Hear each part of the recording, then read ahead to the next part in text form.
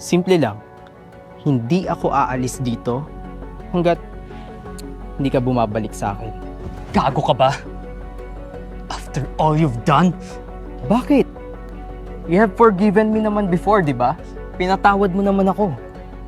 Sa tingin mo talaga, Bill, ganun ako kadesperado sa'yo? Bakit hindi? Sinabi ko na sa'yo, Kyle. Hindi ako aalis hanggat hindi kita kasama. At kapag hindi ko ginawa? Well, malalaman lang naman ni Sir Fernan at lahat ng mga tao dito kung sino ka talaga. Or should I say, kung ano ka talaga. How disappointed Sir Fernan will be kung malaman niyang ang kanyang uniko iho ay isang... I'm sorry, Kyle. This is just how things between us should be.